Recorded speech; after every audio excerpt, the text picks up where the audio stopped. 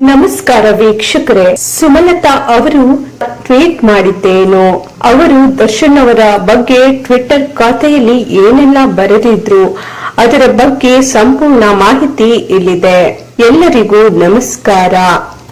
ನಾನು 44 ವರ್ಷಗಳಿಂದ ನಟಿಯಾಗಿ, ಕಲಾವಿದೆಯಾಗಿ ಸಾರ್ವಜನಿಕ ಜೀವನದಲ್ಲಿದ್ದೇನೆ ಮತ್ತು ಕಳೆದ 5 ವರ್ಷಗಳಿಂದ ಸಂಸದೆಯಾಗಿದ್ದೆ. ಅಲ್ಲದೆ ನಾನು ಕಲಾವಿದೆಯಾಗಿ, ಪತ್ನಿಯಾಗಿ ಮತ್ತು ತಾಯಿಯಾಗಿ ಅಥವಾ ಸಂಸದೆಯಾಗಿ ಮತ್ತು ಒಂದು ವ್ಯಕ್ತಿಯಾಗಿ ನನ್ನ ಜೀವನದಲ್ಲಿ ಪ್ರತಿಯೊಂದು ಜವಾಬ್ದಾರಿಯನ್ನ ಗಂಭೀರವಾಗಿ ತೆಗೆದುಕೊಂಡಿದ್ದೇನೆ. ಸಮಾಜದಲ್ಲಿ ಜವಾಬ್ದಾರಿಯುತ ವ್ಯಕ್ತಿಯಾಗಿ ನನ್ನ ಬಳಿ ಯಾವುದೇ ಸತ್ಯ ಅಥವಾ ಮಾಹಿತಿ ಇಲ್ಲದೆ ನಾನು ಅಸಡ್ಡೆಯ, ಅನಗತ್ಯ, ಬೇಜವಾಬ್ದಾರಿ ಹೇಳಿಕೆಗಳನ್ನ ನೀಡಲು ಸಾಧ್ಯವಿಲ್ಲ.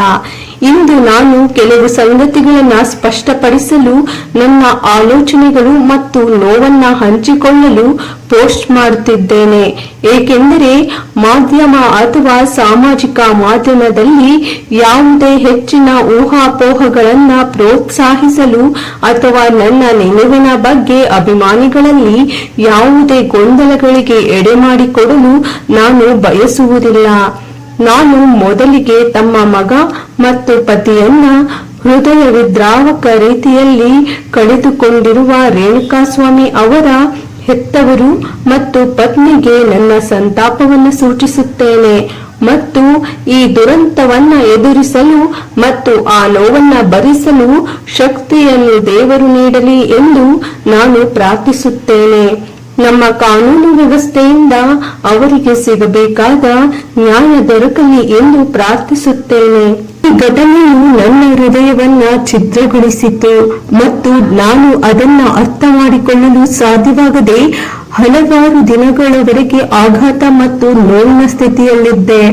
ನನ್ನ ಮೌನದ ಬಗ್ಗೆ ಕಾಮೆಂಟ್ ಮಾಡುತ್ತಿರುವ ಕೆಲವರು ನನ್ನ ಮತ್ತು ದರ್ಶನ್ ಅವರ ಕುಟುಂಬ ಮತ್ತು ನಾವು ವರ್ಷಗಳಿಂದ ಹಂಚಿಕೊಂಡಿರುವ ಬಾಂಧವ್ಯದ ನಡುವಿನ ಅಗಾಧತೆಯನ್ನು ಅರ್ಥ ಮಾಡಿಕೊಳ್ಳುವುದಿಲ್ಲ.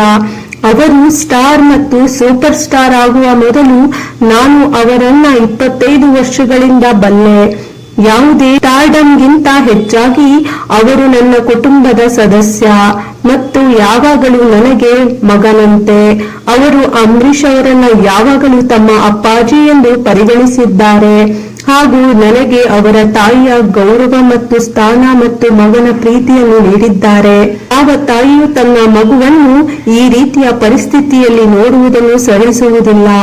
ನಾನು ದರ್ಶನ್ ಅವರನ್ನು ಪ್ರೀತಿಸುವ ಹೃದಯ ಹೊಂದಿರುವ ಅತ್ಯಂತ ಕಾಳಜಿಯುಳ್ಳ ಮತ್ತು ಉದಾರ ವ್ಯಕ್ತಿ ಎಂದು ತಿಳಿದಿದ್ದೇನೆ.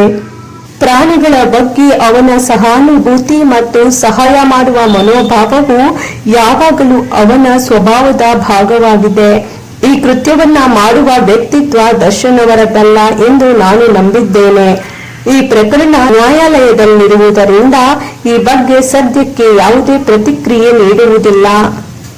ದರ್ಶನ್ ಜೊತೆಗೆ ಅವನ ಪತ್ನಿ ವಿಜಯಲಕ್ಷ್ಮಿ ಮತ್ತು ಮುಗ್ಧ ಮಗನನ್ನು ಸಾಮಾಜಿಕ ಮಾಧ್ಯಮದಲ್ಲಿ ಗುರಿಯಾಗಿಸಿಕೊಂಡಿರುವುದು ತುಂಬಾ ಅನ್ಯಾಯವಾಗಿದೆ.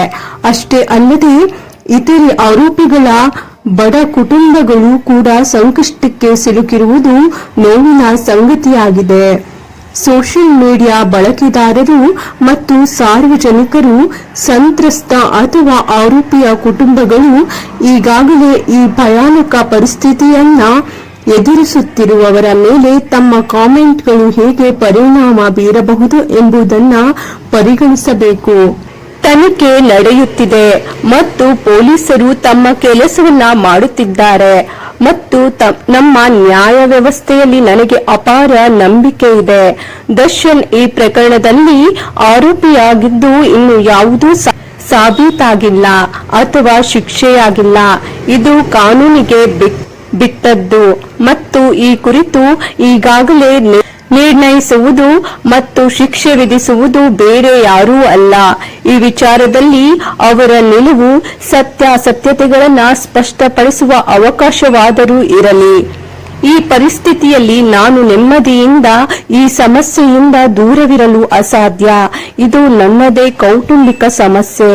ಇದು ಅವರ ಜೀವನ ಮತ್ತು ಕುಟುಂಬದ ನೆಮ್ಮದಿ, ಭದ್ರತೆ ಭವಿಷ್ಯಕ್ಕೆ ಸಂಬಂಧಪಟ್ಟಂತೆ ಅತ್ಯಂತ ಗಂಭೀರ ವಿಷಯ. ನಮಗೆಲ್ಲ ನೋವಾಗುತ್ತಿದೆ. ಚಿತ್ರರಂಗ ಅಸ್ತವ್ಯಸ್ತವಾಗಿದೆ.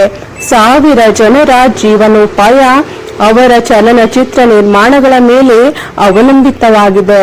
ಇದನ್ನ ಎದುರಿಸುವುದು ಯಾರಿಗೂ ಸುಲಭವಾಗಿರಲಿಲ್ಲ. ಆಘಾತ ಮತ್ತು ಯಾತನೆಯ ಮನಸ್ಸಿನ ಸ್ಥಿತಿಯಿಂದ ಹೊರಬರಲು ಮತ್ತು ಹಲವು ಮೂಲಗಳಿಂದ ಬರುವ ಎಲ್ಲಾ ಗೊಂದಲಮಯ ಸುದ್ದಿಗಳನ್ನ ಅರ್ಥ ಮಾಡಿಕೊಳ್ಳಲು ನನ್ನನ್ನು ನಾವೇ ಸಮಾಧಾನಗೊಳಿಸಬೇಕಿತ್ತು. ಇದು ನಾನು ಸಾಂದರ್ಭಿಕವಾಗಿ ಪ್ರತಿಕ್ರಿಯಿಸಲು ಯಾವುದೋ ಸಿನಿಮಾ ಅಥವಾ ರಾಜಕೀಯ ಘಟನೆಯಲ್ಲ. ಈ ಬಗ್ಗೆ ಚರ್ಚಿಸಲು ಅಥವಾ ಅಂತಹ ಅಪರಾಧದಲ್ಲಿ ಆರೋಪಿಯಾಗಿ ದರ್ಶನ್ ನಿಂತಿರುವುದನ್ನ ನೋಡುವುದು ನನಗೆ ತುಂಬಾ ನೋವಿನ ಸಂಗತಿ ಎಂದು ಜನರು ಅರ್ಥ ಮಾಡಿಕೊಳ್ಳುತ್ತಾರೆ ಎಂದು ನಾನು ಭಾವಿಸುತ್ತೇನೆ. ಆರೋಪಿಯಾಗಿರುವುದು ಎಂದರೆ ಅವನು ಅಪರಾಧಿ ಎಂದು ಅರ್ಥವಲ್ಲ ಎಂಬುದನ್ನ ನೆನಪಿನಲ್ಲಿಡೋಣ. ಬೇರೆಯವರಂತೆ ಕಾನೂನಾತ್ಮಕವಾಗಿ ತನ್ನನ್ನು ತಾನು ಸಮರ್ಥಿಸಿಕೊಳ್ಳುವ ಹಕ್ಕು ಅವರಿಗೂ ಇದೆ. ದರ್ಶನ್ ಯಾವಾಗಲೂ ನನ್ನನ್ನು ಮದರ್ ಇಂಡಿಯಾ ಎಂದು ಕರೆಯುತ್ತಾರೆ ಮತ್ತು ನಾನು ಬದುಕಿರುವವರೆಗೂ ಅವನು ನನ್ನ ಹಿರಿಯ ಮಗನಾಗಿರುತ್ತಾನೆ. ನಮ್ಮ ಬಂಧ ಒಂದೇ ಮತ್ತು ಯಾವುದೂ ಅದನ್ನ ಬದಲಾಯಿಸಲು ಸಾಧ್ಯವಿಲ್ಲ. ಅವರ ತಾಯಿಯಾಗಿ ನಾನು ಸತ್ಯ ಹೊರಬರಲಿ ಮತ್ತು ಎಲ್ಲರಿಗೂ ನ್ಯಾಯ ಸಿಗಲಿ ಎಂದು ದೇವರಲ್ಲಿ ನಿರಂತರವಾಗಿ ಪ್ರಾರ್ಥಿಸುತ್ತೇನೆ. ಅವರು ತಮ್ಮನ್ನು ತಾವು ನಿರಪರಾಧಿ ಎಂದು ಸಾಬೀತುಪಡಿಸಿ ಹೊರಬರುತ್ತಾರೆ ಮತ್ತು ಚಿತ್ರೀಕರಣ ಸಾಮಾನ್ಯ ಜೀವನವನ್ನ ಪುನರಾರಂಭಿಸುತ್ತಾರೆ ಎಂದು ನಾನು ಭರವಸೆ ಹೊಂದಿದ್ದೇನೆ. ದರ್ಶನ್ ಅಭಿಮಾನಿಗಳಿಗೆ ಒಂದು ಹೃತ್ಪೂರ್ವಕ ವಿನಂತಿ. ದಯವಿಟ್ಟು ಶಾಂತವಾಗಿರಿ ಮತ್ತು ಈ ಕ್ಷಣದಲ್ಲಿ ಹೇಳಿಕೆಗಳನ್ನು ನೀಡಬೇಡಿ ಅಥವಾ ಯಾವುದೇ ನಕಾರಾತ್ಮಕತೆಗೆ ಪ್ರತಿಕ್ರಿಯಿಸಬೇಡಿ. ಅದು ಅವರ ಕುಟುಂಬ ಅಥವಾ ಹತ್ತಿರದವರ ಮೇಲೆ ಪರಿಣಾಮ ಬೀರಬಹುದು. ಇದು ಕೇವಲ ಕೆಟ್ಟ ಹಂತ, ಆದರೆ ಅವರಿಗೆ ನಮ್ಮೆಲ್ಲರ ನೈತಿಕ ಬೆಂಬಲದ ಅಗತ್ಯವಿದೆ. ಆದ್ದರಿಂದ ಎದೆಗುಂದಬೇಡಿ. ನಮ್ಮಲ್ಲಿ ಯಾರೂ ಕಾನೂನಿಗಿಂತ ಮೇಲಲ್ಲ ಮತ್ತು ನಾವು ಅದನ್ನ ಗೌರವಿಸಬೇಕು ಮತ್ತು ತಾಳ್ಮೆಯಿಂದ ಕಾಯಬೇಕು. ಒಳ್ಳೆಯ ಸಮಯ ಮರಳಲು ಪ್ರಯತ್ನಿಸಬೇಕು. ನಮ್ಮ ಕಾನೂನು ವ್ಯವಸ್ಥೆಯ ಮೇಲೆ ನಂಬಿಕೆ ಇರಲಿ, ದೇವರಲ್ಲಿ ನಂಬಿಕೆ ಇರಲಿ. ಎಲ್ಲವೂ ಸರಿಯಾಗುತ್ತದೆ. ಸತ್ಯಮೇವ ಜಯತೆ.